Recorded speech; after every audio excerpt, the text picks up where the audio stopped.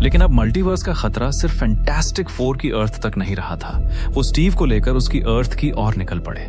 दूसरी तरफ थॉर अपनी अडॉप्टेड डॉटर लव के साथ स्पेस में ट्रैवल कर रहा था, लेकिन लव को लगातार इन्वेजन्स के नाइटमेयर्स आ रहे थे। थोर उसे न्यू एसगार्ड ले जाता है। तभी वैल्किरी को अवेंजर्स का कॉल आता है कि एक अनजान शिप अर्थ पर पहुंच चुका है, जो कि फैंटास्टिक फोर की शिप थी। थॉर लव को न्यू एसगार्ड में छोड़कर तुरंत एक्सेल्शियर की तरफ निकल जाता है। वहां पहुंचते ही थॉर की नजर स्टीव रॉजर्स पर पड़ती है। पहले तो उसे यकीन ही नहीं होता कि ये सच में स्टीव है, लेकिन जब स्टीव म्योलनीर उठाता है, थॉर समझ जाता है कि ये उसका दोस्त ही है। दोनों पुराने दोस्तों की तरह गले मिलते हैं। इसके बाद एक्सेल्शियर शिप नए अवेंजर्स टावर पर डॉक करता है, जहां सैम विल्सन की अवेंजर्स टीम भी पहुंच जाती है। लेकिन दोनों टीम्स के बीच तुरंत बहस शुरू हो जाती है कि कमांड किसके हाथ में होगी। फिर स्टीव बाहर आता है और सैम, बकी और बाकी अवेंजर्स उसे देखकर शॉक्ड रह जाते हैं। स्टीव का सैम, स्कॉट और बकी के साथ इमोशनल रियूनियन होता है। वहीं एलेना के साथ स्टीव नताशा को याद करता है। दोनों के बीच एक छोटा लेकिन इमोशनल मोमेंट होता है, लेकिन स्टीव जानता था कि अब इमोशनल होने का टाइम नहीं है। वह दोनों अवेंजर्स टीम्स को एक साथ लाता है और कैप्टन अमेरिका स्टाइल स्पीच देता है। स्टीव साफ कहता है, ये सिर्फ इन्वेजन्स की लड़ाई नहीं है, ये एक कॉस्मिक क्राइसिस है। अगर उन्होंने इसे नहीं रोका